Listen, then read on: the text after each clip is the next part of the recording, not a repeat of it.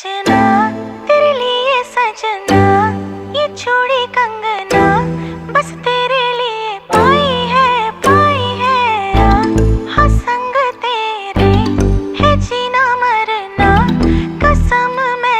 আসসালামু আলাইকুম। আপনারা সবাই কেমন আছেন? আজকে আপনাদের জন্য একটা নতুন রেসিপি নিয়ে এসেছি। আশা করি এই রেসিপিটি আপনাদের অনেক ভালো লাগবে। তো আজকের রেসিপিটি হলো একটি ভিন্ন ধরনের রেসিপি।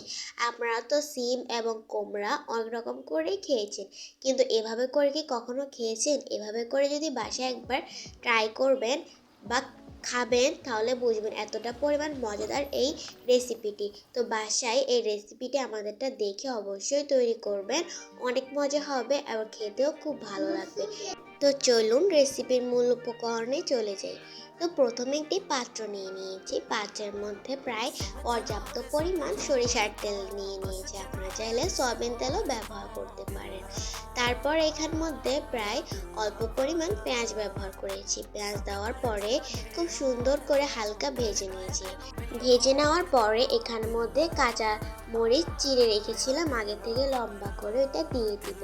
তারপরে খুব সুন্দর করে একটা খুন্তি বা চামচের সাহায্যে নেড়ে চেড়ে এটাকেও খুব সুন্দর করে ভেজে নিব। তো দেখুন আমরাও খুব সুন্দর করে ভেজে নিচ্ছি।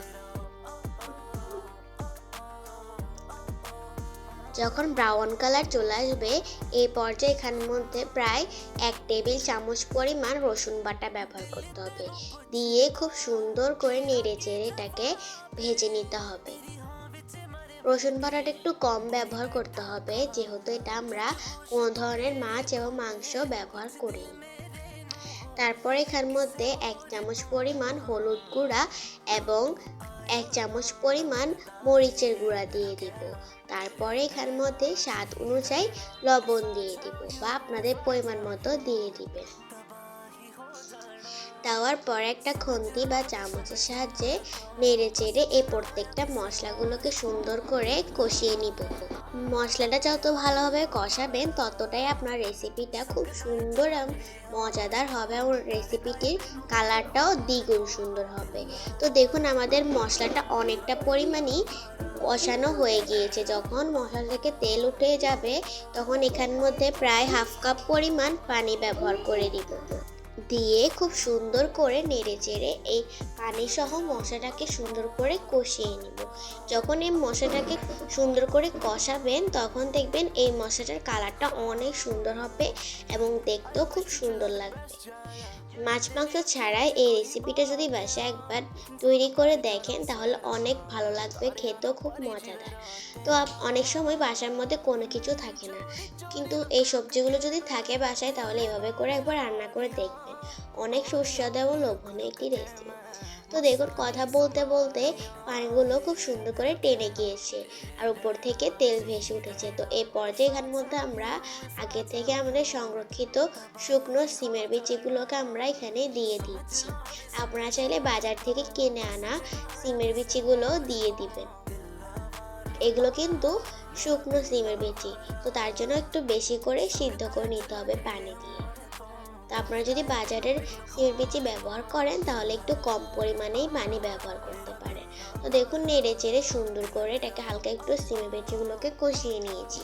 তো কষানোর পরে এই পর্যায়ে এখানের মধ্যে আমরা অনেকটা পরিমাণ পানি দিব, প্রায় 2 কাপ পরিমাণের মতো। তো আপনারা দেখতে থাকুন আমরা কিভাবে এই মজাদার লোভনীয় রেসিপিটা করি, খুব সুস্বাদু একটি রেসিপি। তো আপনাদেরকে বললাম না 2 কাপ পরিমাণ পানি দিতে হবে। দেখুন আমরা এখন এই পর্যায়ে 2 কাপ পরিমাণ পানি দিয়ে দিচ্ছি। পানি দিয়ে খুব সুন্দর করে নেড়ে চেড়ে প্রায় 6 মিনিটের জন্য ঢাকনা দিয়ে রেখে দিব। 6 মিনিট পর আমরা উল্টে দেখবো কত সুন্দর একটা কালার চলে এসেছে। তো দেখুন কত সুন্দর একটা কালার চলে এসেছে এবং খুব সুন্দর একটা ব্লক চলে এসেছে। তো যখন এভাবে বলক উঠবে এই পর্যায়ে আমরা আগে থেকে কেটে রাখা সুন্দর করে ধুয়ে রাখা কুমড়াগুলো দিয়ে দিব। যেহেতু আমরা সিমের বিচিগুলো শুকানো সিমের বিচি, তো তার জন্য একটু পানি বেশি ব্যবহার করেছি। আপনারা একটু কম ব্যবহার করবেন তাহলে পারফেক্টলি এই রেসিপিটা হয়ে যাবে, বেশি সিমের বিচিগুলো নরমও হবে না। কিন্তু কুমড়া যে সময় দিয়েছি সেই সময় কুমড়াগুলো দিতে হবে। তো তারপরে আবারও 5 মিনিটের জন্য ঢেকে রেখে দিব। তো 5 মিনিট পর দেখুন আবারও বলক চলে এসেছে। তো বলক চলে আসার পরে খুব সুন্দর করে নিচের থেকে নেড়ে চেড়ে এই প্রত্যেকটা উপকরণগুলোকে মিশিয়ে নিব। কত সুন্দর একটা কালার এসেছে। অনেক মজা হয়েছে এই রেসিপিটা। আমরা ভাত দিয়ে খেয়েছি, গরম গরম ভাতের সাথে এই রেসিপিটি অনেক মজাদার এবং সুস্বাদু। তো তারপরে এখানে একটা টমেটোকে খুব সুন্দর করে কুচি বা কেটে দিয়ে দিয়েছি। আমরা এভাবে ডুমো ডুমো করে কেটে দিয়েছি, আপনারা চাইলে অন্যরকম করেও কেটে দিতে পারেন। টমেটো দিলে খুব সুন্দর একটা কালার আসে এবং স্বাদটা একটু ভিন্ন হয়ে যায়। তো তারপরে 2 মিনিটের জন্য ঢাকা দিয়ে রেখে দিব।